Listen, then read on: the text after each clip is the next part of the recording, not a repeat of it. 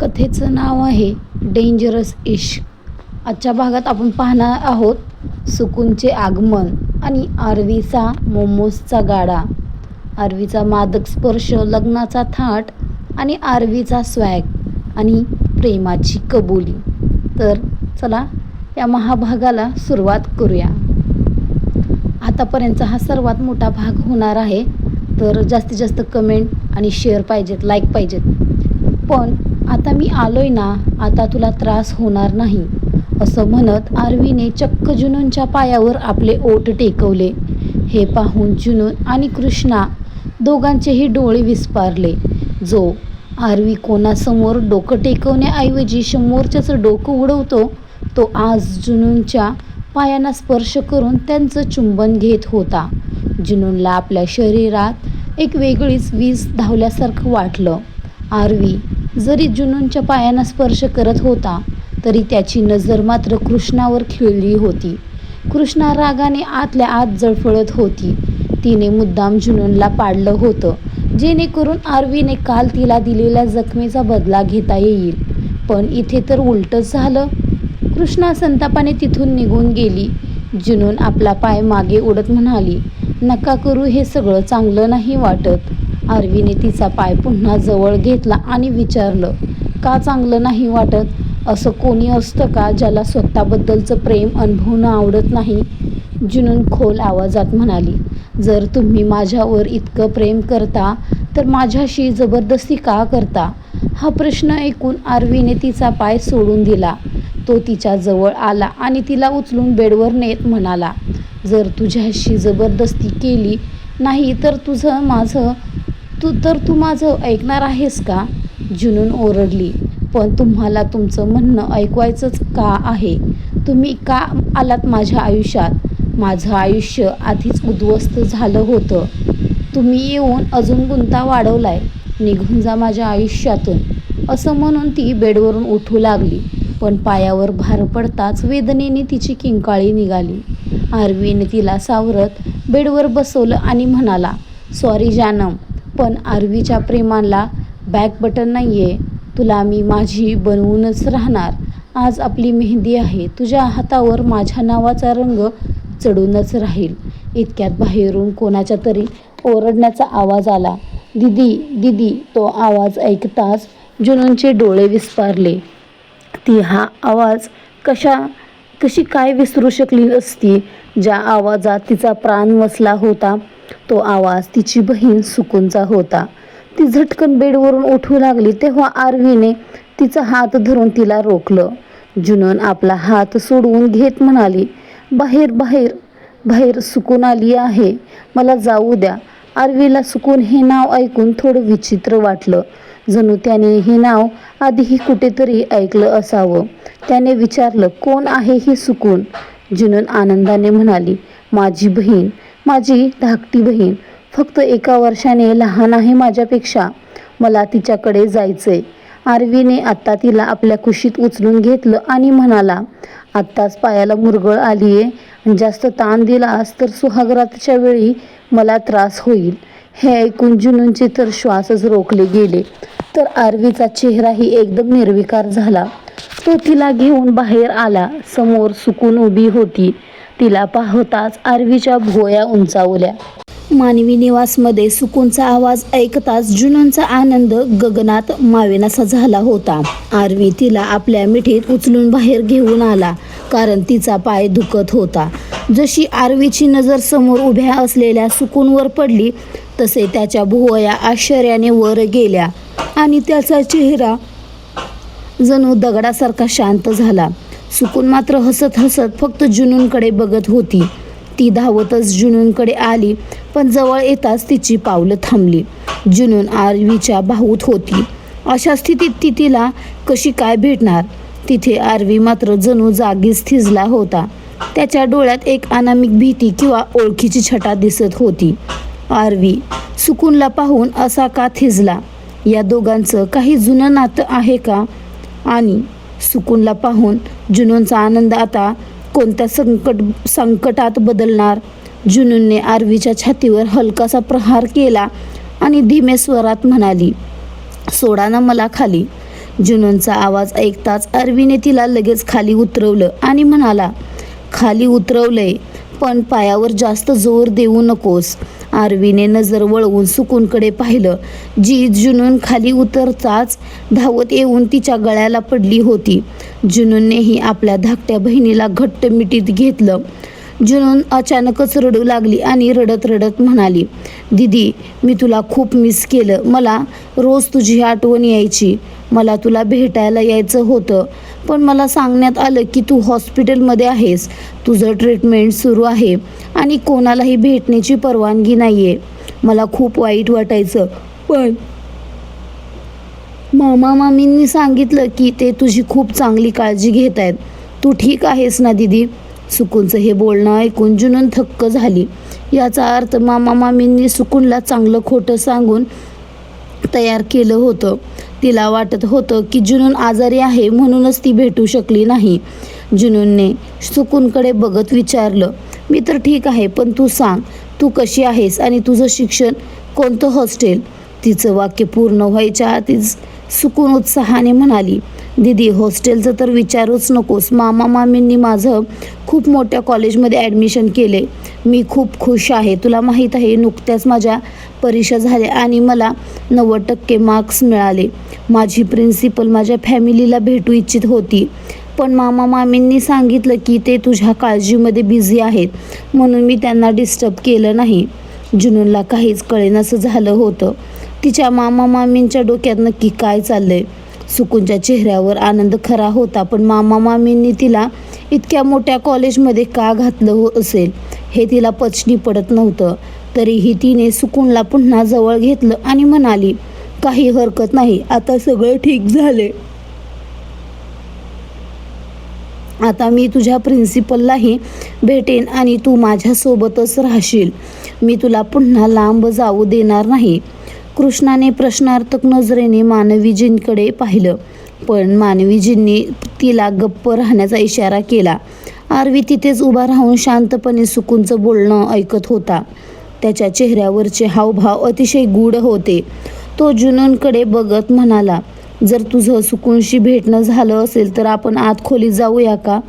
तुझा पाय दुखतोय आणि थोड्याच वेळात मेहंदीचा कार्यक्रम सुरू होईल. आरवीचं वाक्य पूर्ण व्हायच्या आतच एक धक्कादायक गोष्ट घडली. सुकून थेट धावत आली आणि आरवीच्या गळ्यात पडली. आरवी पूर्णपणे चक्रावून गेला.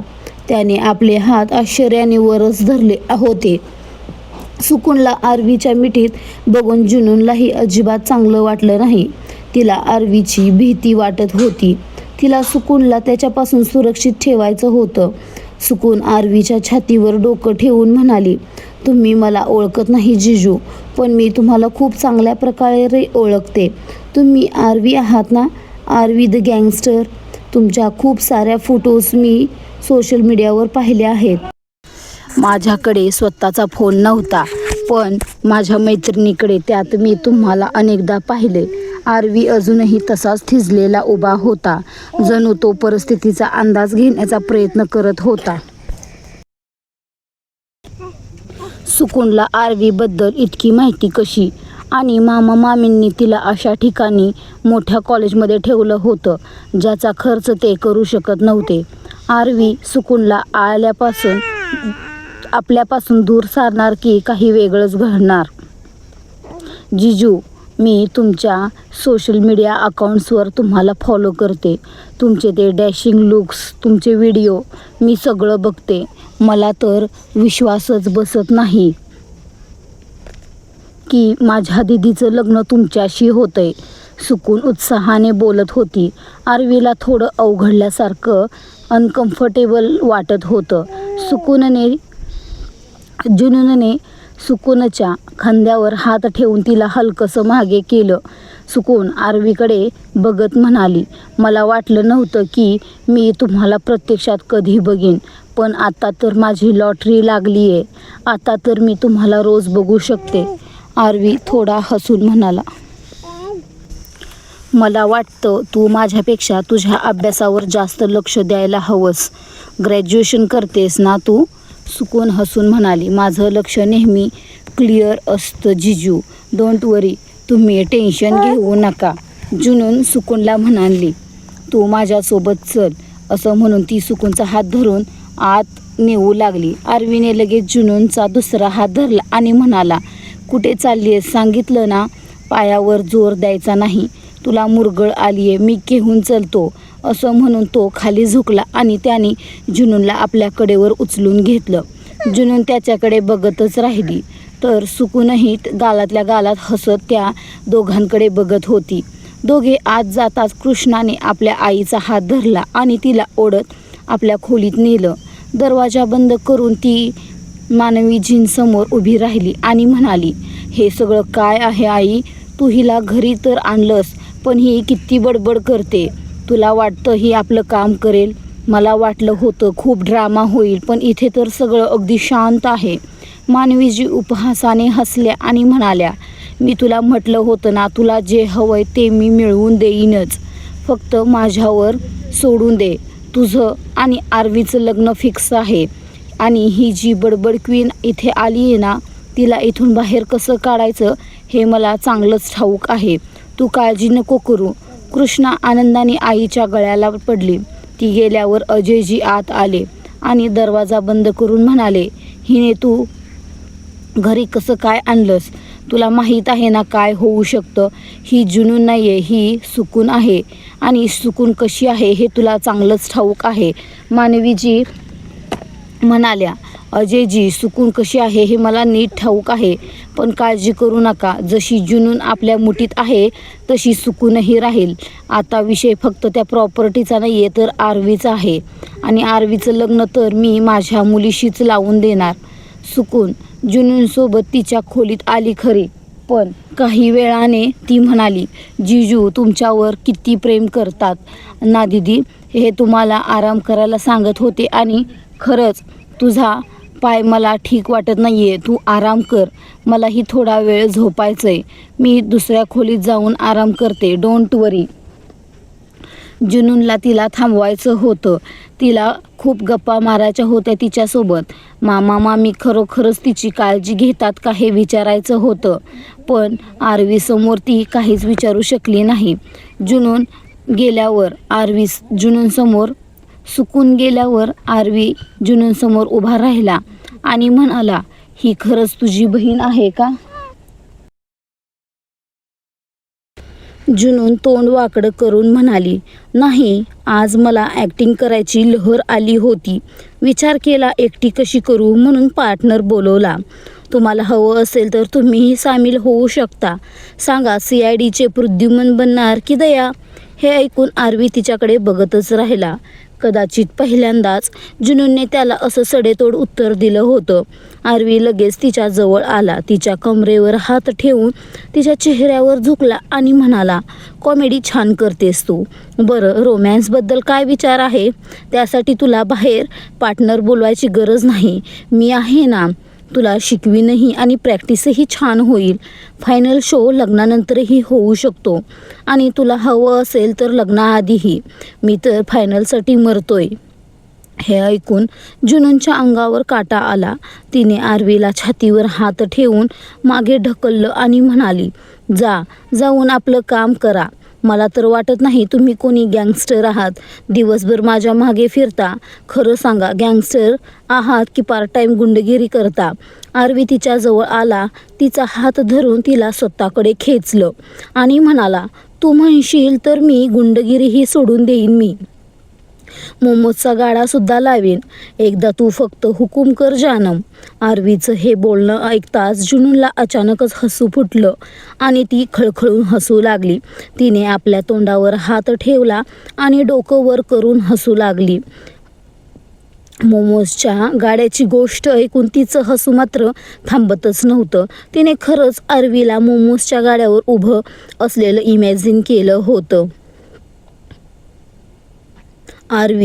आरवीच्या डोक्यावर ती कॅप, खांद्यावर एक मळकं फडकं, समोर जळती चूल आणि त्यावर ठेवलेलं ते मोमोजचं स्टीमर. हे सगळं दृश्य जुनूनच्या डोळ्यांसमोर अगदी जिवंत उभं राहिलं होतं. जुनूनला असं हसताना पाहून आरवीच्या चेहऱ्यावरही समाधानाचं हसू आलं होतं. आपल्या जानमच्या चेहऱ्यावर त्याला हेच तर हसू बघायचं होतं. काही वेळाने जुनूनने आपलं हसू आवरलं आणि आरवीकडे पाहिलं, पण पुन्हा तोच मोमोजवाला चेहरा समोर आला आणि ती पुन्हा हसायला लागली. आरवी आता डोळे वटारून बघत म्हणाला, आत्ता मला वाटतंय की खरंच मोमोजचा गाडाच लावावा लागेल. आपण एक काम करूया, तू माझी बिझनेस पार्टनर बन. आपण लोकांना मोमोज खायला घालू आणि मी तुला खाईन. असं म्हणत तो पुन्हा जुनूनच्या जवळ आला आणि तिच्या मानेवर ओठ टेकून तिचं चुंबन घेऊ लागला. त्याच्या उष्ण श्वासांनी जुनूनची अवस्था बिकट झाली होती. तिने आरवीचा शर्ट आपल्या मुठीत गच्च धरला, पण तो जेव्हा जुनून जवळ येऊ लागला तेव्हा तिने स्वतःला सावरलं आणि त्याला धक्का देत म्हणाली, मला नकोय तुमची कसलीही पार्टनरशिप. ती तुमच्याकडेच ठेवा. मला सुकूनकडे जायचंय, तिच्याशी महत्त्वाचं बोलायचंय. असं म्हणून ती तिथून तडक निघून गेली. आरवीला तिला थांबवायचं होतं, कारण तिच्या पायाला मुरगळ आली होती, पण जुनून मात्र ऐकण्याच्या मनस्थितीत नव्हती. जुनून गेल्यानंतर आरवीच्या चेहऱ्यावर पुन्हा तेच गंभीर भाव आले. तो जुनूनसोबत कितीही मस्करी करत असला तरी त्याचं लक्ष प्रत्येक बारीक गोष्टीवर होतं. तिच्या आसपास असलेली काही माणसं नीचपणाच्याही पलीकडची होती आणि काहींनी चेहऱ्यावर मुखवटे चढवले होते. इतक्यातच त्याला अव्वलचा फोन आला. आरवी म्हणाला, सगळं ठीक आहे ना अव्वल? अव्वलने विचारलं. मग आपल्याला वरुणला भेटायला जायचंय का? आरवी थोडा विचार करून म्हणाला, नाही, आता त्याला भेटून काही उपयोग नाही. तो आजारी असेल किंवा बाहेर असेल म्हणून आला नसेल, पण जर तो लग्नाला उद्या आला नाही तर मात्र त्याची भेट घेणं अनिवार्य होईल. दुसरीकडे जुनून सुकूनला शोधत बाहेर जर आली, पण सुकून तिला कुठेच दिसत नव्हती.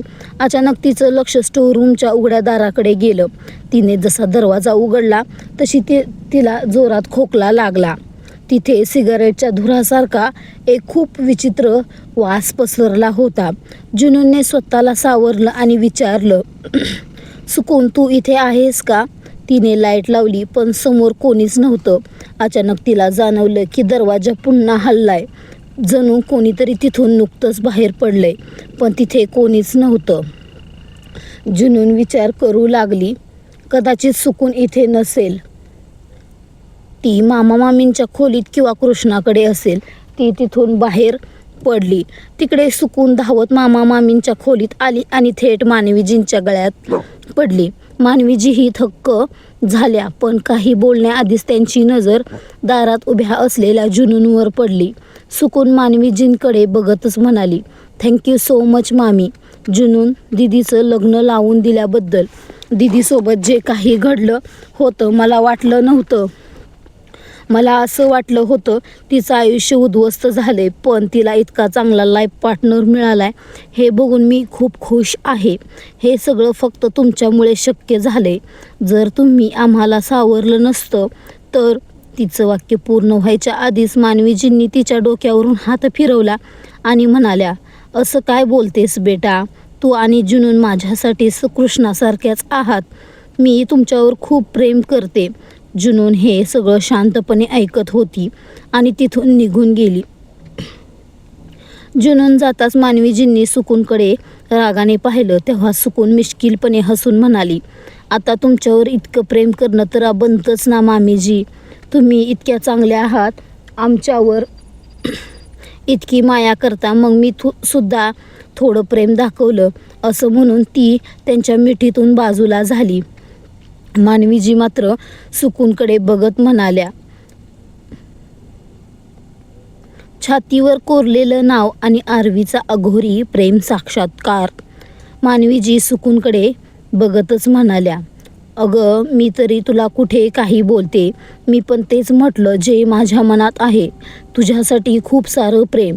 असं म्हणून त्यांनी सुकूनची हनवटी धरून लाडाने कुरवाळलं आणि तिथून निघून गेल्या. सुकून चेहऱ्यावर हसू ठेवून त्यांना जाताना बघत होती. इकडे जुनून आपल्या खोलीत परतली आणि मनाशीच म्हणाली, कदाचित मीच चुकीचा विचार करत होते. सुकूनचा आनंद खोटा नाहीये. मामा मामींनी तिची खरंच खूप काळजी घेतली आहे. माझ्यासोबत जे घडलं त्यानंतर कदाचित त्यांचं माझ्यावरचं प्रेम कमी झालं असेल, पण ते सुकूनवर खूप प्रेम करतात. मी तिच्यासाठी खूप खुश आहे. मिस्टर गँगस्टरसोबत माझं लग्न झालं की मी सुकूनला माझ्यासोबतच घेऊन जाईन, तिला खूप शिकवीन. रात्री मेहंदीचा कार्यक्रम सुरू झाला. आरवीने खूप कमी लोकांना बोलावलं होतं. सुकून आणि कृष्णा दोघीही बाहेर मेहंदीवाल्या मुलीला बघत उभ्या होत्या. तेव्हा आरवी जुनूनला घेऊन तिथे आला. तो जुनूनकडे बघत म्हणाला, माझं तर असं वाटतंय की तुझ्या हातावर मी स्वतःच मेहंदी लावावी. माझ्या जानमच्या हाताला दुसरा कोणी स्पर्श करतो हे विचार करूनच मला इकडे जलन होते. जुनूनने काहीच उत्तर दिलं नाही. ती थोडं तोंड वाकडं करून मेहंदीवाल्या मुलीकडे गेली. सुकून लगेच धावत आली आणि म्हणाली, किती मज्जा येईल ना दीदी, मी खूप एक्सायटेड आहे. तिने मेहंदीवाल्या मुलीला थोड्या जरबेत सांगितलं, माझ्या दीदीच्या हातावर खूप सुंदर मेहंदी काढ आणि त्यात त्यांच्या पतीचं नावही लिही. असं म्हणून तिने आरवीकडे पाहिलं. आरवीची नजर जुनूनवर होती, पण सुकूनची नजर जाणवताच त्यानेही तिच्याकडे पाहिलं. सुकून गालातल्या गालात हसली. पुढच्या क्षणी आरवीने नजर वळवली आणि तो आपल्या खोलीत गेला. तिथे जाऊन त्याने लगेच अव्वलला कॉल केला. मला जुनूनची बहीण सुकूनबद्दलची सर्व माहिती हवी आहे. काही गोष्टी आहेत ज्या कदाचित माझी चुकीची समजूत असू शकतात, पण मला सगळं क्रॉस चेक करायचं आहे. अव्वलने आश्चर्याने विचारलं, काय म्हणतोयस? आता तुला तिच्यावरही संशय आहे? आरवी गरजला, मी तुला जे सांगितले तेवढं कर. मला लवकरात लवकर सगळी इन्फॉर्मेशन हवी आहे. दुसरीकडे कृष्णा जुनूनपासून थोड्या अंतरावर उभी राहून तिच्याकडे बघत मनातच म्हणाली, जुनून तुझ्या हातावर ते जळलेले डागच चांगले दिसतात. मेहंदी तर माझ्या हातावर लागेल आणि ती सुद्धा आरवीच्या नावाची. असं म्हणून ती तिरकस हसली आणि जुनूनच्या शेजारी बसली. जुनूनसोबत सुकूनही मेहंदी लावून घेत होती आणि आता कृष्णाच्या हातावरही मेहंदी काढली जात होती. अचानक सुकून ओरडली, अरे हे काय केलं तुम्ही? तिची नजर आपल्या हाताकडे होती. जुनून घाबरून म्हणाली, काय झालं सुकून? काही प्रॉब्लेम आहे का? तुला एलर्जी तर नाही ना झाली? सुकूनने हात मागे खेचला आणि म्हणाली, सॉरी दीदी, पण मी तुला माझा हात नाही दाखवू शकत. जुनून चकित झाली, का? काय झालंय असं? सुकून नाईलाजाने आपला हात पुढे केला तर जुनूनचे डोळे विस्फारले. सुकूनच्या हातावर आरवीचे नाव लिहिलं होतं. जुनून आश्चर्याने म्हणाली, हे काय? मिस्टर गँगस्टरचं नाव तर माझ्या हातावर असायला हवं होतं, मग हे तुझ्या हातावर कसं आलं? सुकूनने मेहंदीवाल्या मुलीकडे बघून रागाने म्हटलं, हे सगळं यांची चूक आहे. मी यांना सांगितलं होतं की दीदीच्या हातावर नाव लिहा, पण यांनी माझ्याच हातावर लिहिलं. इकडे कृष्णा थक्क होऊन बघत होती. तिने स्वतः मेहंदीवाल्या मुलीला आरवीचं नाव आपल्या हातावर लिहिण्यासाठी मगाशी पैसे दिले होते, पण तिच्या हातावर आरवीचं नाव कुठेच नव्हतं. मेहंदीवाली मुलगी मान खाली घालून म्हणाली, माफ करा मॅडम, माझ्याकडून चूक झाली. तुम्ही हात धुवून टाका, मी आता दीदीच्या हातावर नाव लिहिते. जुनूनच्या चेहऱ्यावर थोडी नाराजी होती. सुकून म्हणाली, तुला काय वाटतं हे इतकं सोपं आहे? मेहंदीचा रंग चढला असेल आता. हे नाव आता माझ्या हातावरून निघणारच नाही. मला अजिबात चांगलं वाटत नाहीये दीदी. जुनून हसून म्हणाली, काही हरकत नाही सुकून, चुकून झालं असेल ते. मेहंदीच तर आहे, काही दिवसांनी रंग निघून जाईल. मी पुन्हा लावून घेते. तितक्यात तिथे आरवीचा आवाज घुमला, अगदी बरोबर म्हणालीस जानम, ही तर फक्त मेहंदीच आहे. सुकूनच्या हातावर आरवीचं नाव येणं हा खरोखर अपघात होता की एखादी मोठी चाल? आरवी आता कोणती नवी खेळी खेळणार? तर चला पाहूया. आणि अव्वलला सुकूनबद्दल काय धक्कादायक माहिती मिळणार तर कळेलच पुढे. मेहंदीचा रंग तर काही दिवसातच उडून जातो. काहीतरी असं करायला हवं ना की एकदा नाव लिहिलं की ते पुन्हा कधीच पुसलं जाणार नाही आणि कोणीही ते मिटवू शकणार नाही. आरवीचे हे शब्द ऐकून जुनून, सुकून आणि कृष्णा तिघेही त्याच्याकडे पाहतच राहिल्या. आरवी हसतच जुनून जवळ आला आणि तिच्या मेहंदीने माखलेल्या हातांकडे पाहू लागला. तो म्हणाला, तुला माहीत आहे जानम, जिथे एकदा आरवीचं नाव लिहिलं जातं ना तिथून ते कधीच पुसलं जाऊ शकत नाही. माझं हा माझं नाव मात्र तुझ्या हातावर नाही तर तुझ्या हृदयावर कोरलेलं आहे. पण सध्या मला तुझं नाव कुठेतरी नक्कीच लिहायचं आहे. आरवीच्या नजरेतलं ते वेड पाहून जुनूनच्या हृदयाची धडधड वाढली. आरवीने तिथेच बाजूला ठेवलेला एक धारदार चाकू उचलला आणि शेजारी जळणाऱ्या सुशोभित दिव्याच्या ज्योतीवर धरला. मानवीजी, अजयजी, अव्वल आणि इतर 4-5-6 माणसे तिथेच उभे होते. कोणालाच कळेना आरवी काय करतोय. चाकू लाल भडक होईपर्यंत त्याने तो आगीत तापवला. अचानक तो तप्त चाकू आरवीने स्वतःच्या उघड्या छातीवर टेकवला. हे पाहताच जुनून जोरात ओरडली आणि पुढे धावली. स्वतः एकदा आगीत ओरपळली असल्याने तिला त्या चटक्याची तीव्रता ठाऊक होती. ती त्याचा हात पकडणार इतक्यात आरवीने तिला इशारा करून रोखलं. कृष्णाला तर तो चाकू जणू स्वतःच्या काळजावर चालल्यासारखा वाटला.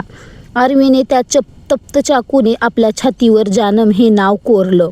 नाव पूर्ण करण्यासाठी त्याने पुन्हा एकदा चाकू गरम केला आणि तो जखमेवर फिरवला. जुनूनच्या डोळ्यातून पाणी वाहू लागलं. तिच्यासाठी ही गोष्ट खूप मोठी होती. आरवी हसून म्हणाला, तुझ्या हृदयातून माझं नाव आणि माझ्या हृदयातून तुझं नाव आता कधीच पुसलं जाणार नाही. जुनूनने आपला थरथरणारा हात आरवीच्या छातीवर ठेवला, जिथे नाव कोरलं होतं. जखमेतून रक्ताच्या धारा वाहत होत्या आणि जागा पूर्ण लाल झाली होती. पण आरवीच्या चेहऱ्यावर साधी वेदनाही नव्हती. जुनून हळूच म्हणाली, खूप दुखत असेल ना? आरवी हसून म्हणाला, हॅप्पी मेहंदी जानम. असं म्हणून त्याने तिच्या कपाळाचं प्रेमाने चुंबन घेतलं. कृष्णा संतापाने मूठ आवळून तिथून निघून गेली. सुकून मात्र टाळ्या वाजवत पुढे आली आणि म्हणाली, वा, याला म्हणतात ड्रीम मेहंदी. जिजू, आज तुम्ही सिद्ध केलं की तुमचं दीदीवर किती प्रेम आहे. जुनूनच्या मनात या क्षणी वादळ उठलं होतं आणि तिच्या डोळ्यात आरवीसाठी प्रेम स्पष्ट दिसत होतं. आरवी तिच्या डोळ्यात बघून खोडकरपणे म्हणाला, तसं जास्त दुखत नाहीये, पण थोडं थोडं होतंय. जर हातांऐवजी ओठांनी स्पर्श केलास तर कदाचित. त्याचं वाक्य पूर्ण व्हायच्या आधीच जुनून लाजेने लाल झाली आणि आपला लेंगा सावरत धावत आतल्या खोलीत निघून गेली. आरवी तिच्या मागे जायला निघाला, पण अचानक त्याचे पाय थांबले. तो सुकून जवळ आला. सुकून त्याला इतक्या जवळ बघून थोडी गडबडली. आरवीने सुकूनचा हात आपल्या हातात घेतला, ज्यावर त्याचं नाव लिहिलं होतं. तो थंड स्वरातच म्हणाला, नावाचं काय आहे? माझं नाव तर कित्येकीचं स्वप्न असेल, पण या आरवीचं मात्र एकच स्वप्न आहे आणि ते सत्य ठरेल. पुसून टाक हे नाव. त्याचा आवाज आता बर्फासारखा थंड झाला होता. त्याने सुकूनचा हात सोडला आणि तो जुनूनच्या खोलीकडे निघून गेला, जिथे जुनून आपली वाढलेली धडधड सावरण्याचा प्रयत्न करत होती. आरवीने सुकूनला दिलेला हा इशारा कोणत्या संकटाची नांदी आहे? उद्याच्या लग्नाच्या मांडवात नक्की कोणाच्या गळ्यात माळ पडणार? आरवीचा मादक स्पर्श, लग्नाचा थाट आणि आरवीचा स्वॅग, प्रेमाची कबुली. मानवी निवासमध्ये आरवी जुनूनच्या मागे तिच्या खोलीत गेला होता. त्याने कृष्णाला जे चोख प्रत्युत्तर दिलं होतं त्याने तिची झोपच उडाली होती. आरवीने जाता जाता सुकूनलाही इशारा दिला होता, जिच्या हातावर चुकून त्याच्या नावाचा रंग चढला होता. सुकून आपली मेहंदी साफ करण्यासाठी वॉशरूममध्ये आली. हात धुतल्यानंतर तिने पाहिलं की आरवी नावाचा रंग अतिशय गडद उमटला होता. ती स्वतःच्या हाताकडे बघून मिश्किलपणे हसली आणि म्हणाली, अरे रे, मला वाटलं होतं लवकर हात धुतले तर रंग चढणार नाही, पण हा तर खूपच गडद झालाय. आता काय करू? असं म्हणून तिने ओठ दाताखाली दाबले. कधी ती लाजत होती तर कधी नखऱ्याने हाताकडे बघत होती. तिच्या चेहऱ्यावरचे हावभाव बघून नक्की तिच्या डोक्यात काय चाललंय याचा अंदाज येणं कठीण होतं.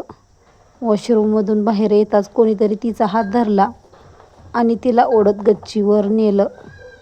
ती दुसरी कोणी नसून कृष्णा होती, जी संतापाने सुकूनकडे पाहत होती. सुकून म्हणाली, ही काय बदतमीजी आहे कृष्णा? कृष्णा ओरडली, आता दाखवते तुला बदतमीजी काय असते. असं म्हणून तिने सुकूनवर हात उचलण्याचा प्रयत्न केला, पण पुढच्या क्षणी सुकूनने तिचा हात हवेतच गच्च पकडला. दोघींच्या नजरा एकमेकींना भिडल्या होत्या. सुकूनने तिचा हात झटकला आणि कडक आवाजात म्हणाली, मी जुनून दिदी नाही आहे जो सगळं सहन करत बसेल. माझं नाव सुकून आहे. तुझं सुख चैन हिरावून घेईन मी. तिचं बोलणं ऐकून कृष्णा किंचाळली. शटअप, तुझी लायकी विसरू नकोस. तुला इथे का आणलंय हे तुला नीट माहीत आहे. त्यामुळे कामावर लक्ष दे.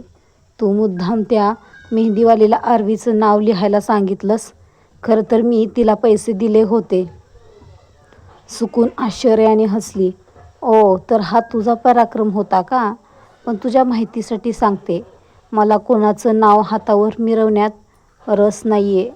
मला नाव कोरायचंच असेल ना तर मी समोरच्याच्या प्रॉपर्टीवर कोरीन, हातावर नाही. नाव लिहायचं असेल तर त्याला काहीतरी किंमत हवी ना. हे ऐकून कृष्णाचे डोळे विस्फारले.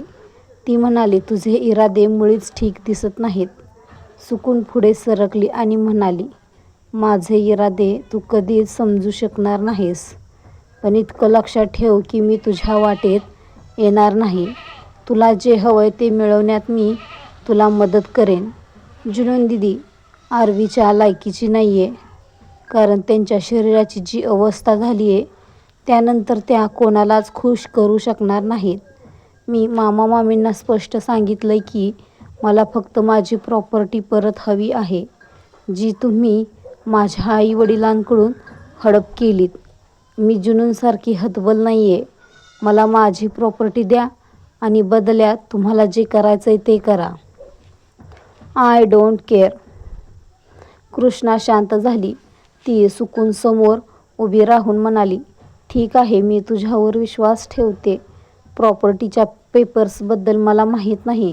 ते आईबाबांना माहीत आहे. पण जर तू मला मदत केलीस तर मी तुला ते पेपर्स मिळवून देण्यात पूर्ण मदत करेन.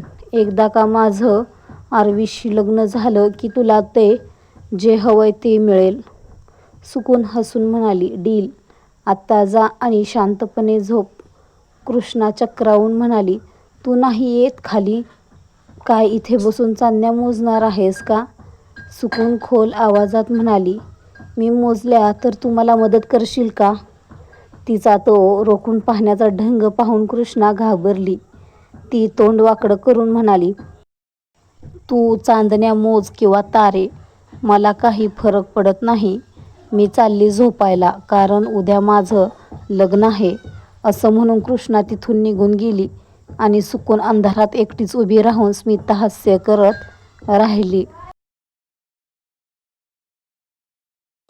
सुकून खरोखर कृष्णाला मदत करणार की तिचीही एखादी मोठी खेळी आहे? आरवीला या दोघांमधील डीलचा पत्ता लागला तर तो काय करेल? कृष्णा पायऱ्यांनी खाली निघून गेली आणि सुकून मात्र तिच्याकडे न बघता तिथेच उभी राहून स्मितहास्य करत होती. कृष्णा गेल्यानंतर सुकून रेलिंगपाशी आली आणि खालच्या अंगणाकडे पाहू लागली. थोड्या वेळापूर्वी जिथे मेहंदीचा सोहळा रंगला होता आणि आता पूर्ण अंगण रिकामं होतं, तिने आपला हात वर करून पाहिलं. आरवी नावाचा तो रंग आता रक्तासारखा गडद झाला होता. ती अचानक जोरात हसायला लागली आणि हसता हसताच गोल फिरून नाचू लागली. सगळेजण लग्नाचा आनंद साजरा करतायत, मग मी तरी मागे का राहू? असं म्हणत ती स्वतःभोवतीच गिरक्या घेत होती. अचानक ती थांबली आणि म्हणाली, आता मी थकले, आता थोडासा सुकून मिळवायला हवा. असं म्हणून ती टेरेसवर असलेल्या झुल्यावर आरामात बसली. तिने आपल्या पायांवर पाय टाकून समोरच्या टेबलवर ठेवले आणि लेहंग्याच्या खिशातून सिगारेटचं पाकिट काढलं. लायटरने सिगारेट पेटवून तिने ती आपल्या ओठात दाबली. सिगारेटचा धूर तिच्या ओठांतून वर हवेत विरघळत होता आणि तिच्या चेहऱ्यावर एक अजीब शांतता पसरली होती. दुसरीकडे जुनूनने आरवीला खोलीत येताना पाहताच ती दचकून उभी राहिली आणि कपाटाकडे, क्लोजेटकडे वळली. तिला कपडे बदलायचे होते, पण तिच्या हाताला नुकतीच मेहंदी लागली होती. ती कपाटाला हात लावणार इतक्यात मेहंदी खराब होईल म्हणून तिचे हात थांबले. त्याच क्षणी आरवी तिच्या अगदी जवळ आला आणि तिला मागून कवेत घेत कपाटाच्या दरवाजावर हात ठेवून म्हणाला, जेव्हा ठाऊक आहे की हाताला मेहंदी लागलीये, तेव्हा स्वतःहून हे सगळं कशाला करतेस? मला सांगू शकत नव्हतीस का? जुनून तोंड वाकडं करून म्हणाली, का? तुम्हाला का सांगू मी? मी हे स्वतः करू शकते. तसंही थोड्या वेळात माझी मेहंदी सुकेल, मग मी कपडे काढून घेईन आणि बदलेन. ती तिथून बेडकडे जायला निघाली, पण आरवीने तिच्या पोटावर हात ठेवून तिला रोखलं. आरवीच्या त्या स्पर्शाने जुनूनच्या हृदयाची धडधड काही क्षणासाठी थांबलीच. मागे वळून पाहण्याची हिंमतही तिच्यात उरली नव्हती. आरवीने कपाटातून कपडे काढले आणि तिला आपल्या बाहुपाशात घेत हळूच म्हटलं, वाट बघण्याची काय गरज आहे जानम? जेव्हा तुझा हा गुलाम तुझ्यापाशी आहे, मी आहे ना तुझे कपडे बदलवून द्यायला. जुनूनचे श्वास वेगाने चालू लागले. ती मोठ्या मुश्किलीने म्हणाली, तुम्हाला असं काहीही करण्याची गरज नाहीये. मी माझे कपडे स्वतः बदलून घेईन. ती तिथून सुटण्याचा प्रयत्न करू लागली, पण आरवीने मागून तिची कंबर पकडली आणि पुढच्या क्षणी जुनूनला आपल्या ब्लाऊजच्या दोऱ्या सैल झाल्याचं जाणवलं. तिने दचकून आपले हात छातीवर ठेवायचा प्रयत्न केला, पण आरवीने तिचे कोपर धरून हात बाजूला केले आणि म्हणाला, मेहंदी खराब होईल. जरी माझं नाव तुझ्या हातावर लिहिलं नसलं, तरी ही मेहंदी तुझ्यासाठी महत्त्वाची आहे ना? आरवीचे हे शब्द ऐकून जुनूनची तर वाचाच बसली. तिला तिचे वस्त्र आपल्या शरीरावरून खाली निसटताना जाणवू लागले. आरवीची ती तीव्र नजर आपल्या अंगावर फिरते हे जाणवताच तिने आपले डोळे गच्च मिटून घेतले. आरवीच्या नजरेसमोर कपडे बदलताना जुनून पूर्णपणे थरथरत होती. तिच्या मनात आपल्या शरीरातील कमतरतेची जाणीव वारंवार सलत होती. जरी आरवी गँगस्टर असला आणि तिच्याशी जबरदस्ती करत असला, तरी जुनूनला या क्षणी स्वतःच्या शरीरावरील त्या डागांची लाज वाटत होती. आरवीने अत्यंत सभ्यपणे तिचं शरीर न बघता फक्त तिच्या चेहऱ्याकडे बघत तिचे कपडे बदलून दिले. तिच्या चेहऱ्यावर त्याला आपल्याबद्दलचं प्रेम स्पष्ट दिसत होतं. आरवीने तिला उचलून बेडवर ठेवलं आणि म्हणाला, थकली असशील, आता गप्प झोप. उद्या आपलं लग्न आहे, त्यामुळे माझ्या बायकोला अजिबात थकवा जाणवलेला मला आवडणार नाही. आरवी वॉशरूममध्ये जाताच जुनून उठून बसली. तिला आरवीने स्वतःच्या छातीवर गरम चाकूने जानम नाव कोरल्याचा तो क्षण आठवला आणि तिच्या अंगावर काटा आला. ती लगेच बाहेर गेली जिथे मेहंदीचा कार्यक्रम झाला होता. तिथली मेहंदीची कोन उचलून तिने आपल्या हातावर आरवी असं नाव लिहायला सुरुवात केली. तिची मेहंदी सुकली होती, पण हे नाव लिहिताना तिचा चेहरा लाजेने लाल झाला होता. आरवी वॉशरूममधून टॉवेल विसरल्यामुळे बाहेर आला होता, पण जुनूनला बेडवर न पाहून तो चक्रावला. बाहेर येताच त्याला जगातील सर्वात सुंदर दृश्य पाहायला दिसलं. जुनून त्याचं नाव आपल्या हातावर कोरीत होती आणि ते नाव लिहिताना ती जरा लाजत होती. तो धीम्या पावलांनी तिच्या समोर आला आणि म्हणाला, मी ऐकलंय की मेहंदीचा रंग जितका गडद असतो, तितकं पती आपल्या पत्नीवर जास्त प्रेम करतो. जुनून दचकून उभी राहिली, पण आरवीने तिची कलाई पकडली आणि आपल्या नावाकडे बघत म्हणाला, हे नाव तुला सांगेल जानम, की हा मिस्टर गँगस्टर तुझ्यावर किती प्रेम करतो. आरवीने तिला पुन्हा खोलीत आणलं. जाताना तो मिश्किलपणे म्हणाला, आत्ता जर बेडवरून खाली उतरलीस तर पूर्ण रात्र तुला झोपू देणार नाही आणि तुला नीट माहीत आहे मी झोपू कसं देणार नाही ते. हे ऐकून जुनूनने लाजेने डोळे गच्च मिटून घेतले. आरवी वॉशरूममध्ये गेल्यावर ती बेडवर लोळू लागली. उद्या तिचं लग्न आहे या विचारानेच तिच्या पोटात फुलपाखरं उडू लागली होती. सकाळचे 8 वाजले होते. जुनून आरवीकडे रागाने बघत म्हणाली, लग्नासाठी रिसॉर्ट बुक करायची काय गरज होती? घरातही लग्न झालं असतं ना. आरवी ॲटिट्यूडमध्ये म्हणाला. मी तुला मोमोजवाला इमॅजिन करायला सांगितलं. तू तर मला खरंच तसं समजलीस की काय? तुला माहीत आहे तुझं लग्न कोणाशी होतंय? द गँगस्टर आरवीशी. आणि आरवीचं लग्न साधं कसं असू शकतं? अख्खं शहर या लग्नाला येणार आहे. मग काय त्या सगळ्यांना तुझ्या मामाच्या डोक्यावर बसवू का? जुनून चिडून म्हणाली. माझ्या मामांना मध्ये का आणताय? आरवी निर्विकारपणे म्हणाला. ठीक आहे, तुझ्या मामीला मध्ये आणूया. अख्खं शहर त्यांच्या मांडीवर तर बसू शकत नाही ना? हे ऐकून जुनूनने उशी उचलून त्याला मारली आणि ओरडली. मला तुमच्याशी बोलायचंच नाहीये. तुम्हाला रिसॉर्टमध्ये लग्न करायचंय ना तर करा. मला तर या लग्नात रसच नाहीये. मग ते रिसॉर्टमध्ये असो वा गल्लीत, मग त्यानं मला काय फरक पडतो? असं म्हणून ती कपाटाकडे गेली जिथे तिचा लग्नाचा लेहंगा ठेवला होता. आता या भव्य रिसॉर्टमध्ये लग्नाच्या मंडपात कोणतं नाट्य घडणार? कृष्णा आणि सुकूनची डील यशस्वी होणार की आरवीचा अघोरी रोमॅन्स सगळं चित्र पालटणार? बरं, तुला या लग्नात रस नाहीये तर काल रात्री माझ्याबद्दल विचार करत तू अंगडाई घेत होतीस आणि ते जे धावत बाहेर जाऊन माझं नाव स्वतःच्या हातावर लिहून आलीस ते काय होतं? आरवीचं हे बोलणं ऐकून जुनूनचा गळा सुकला. तिने कपाटातून आपला बॅग काढला आणि आरवीकडे बघत म्हणाली. ते सगळं तर फक्त माझी मजबुरी आहे. असं म्हणून ती बॅग टेबलावर ठेवू लागली. तितक्यात आरवीने तिचा हात पकडला आणि तिला आपल्याकडे जोरात खेचलं. आरवीने तिची कलाई हलकीशी पिरगळून तिच्या पाठीशी लावली आणि तिच्या डोळ्यात डोळे टाकून जरबेत विचारलं. खरं खरं सांग, हे लग्न तुझ्यासाठी मजबुरी आहे का? तुला माझ्याशी लग्न करायचं नाहीये? तुला माझ्यात काहीच इंटरेस्ट नाहीये? त्याचे ते असे प्रश्न ऐकून जुनूनचे श्वास खोल झाले. तिचे ओठ थरथरू लागले. आरवी पुन्हा म्हणाला. उत्तर दे मला. जर तू नाही म्हणालीस तर तुझ्या प्राणाची शपथ, मी निमूटपणे इथून निघून जाईल. तुला मी मजबूर करणार नाही जानम. हे ऐकून जुनूनच्या डोळ्यात पाणी आलं. ती कसं सांगणार की आरवीने नकळत तिच्या हृदयात जागा मिळवली आहे? आरवी थोडा हसून म्हणाला. जर उत्तर देणं एवढंच कठीण जात असेल तर सोपं करतो.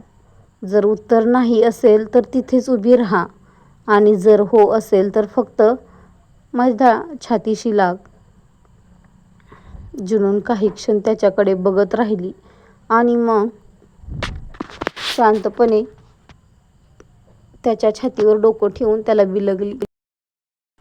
आरवीच्या चेहऱ्यावर एक विजयी हास्य उमटलं आणि त्याने तिला घट्ट मिठीत घेतलं. तितक्यात तिथे आवाज घुमला. काय बात आहे, अजूनही लग्न झालंही नाही आणि इतका रोमॅन्स? हा आवाज सुकूनचा होता. तिला पाहताच जुनून दचकून आरवीपासून बाजूला झाली, पण आरवीने तिचा हात सोडला नाही. सुकून आत येत म्हणाली. सॉरी जर मी तुम्हाला डिस्टर्ब केलं असेल तर.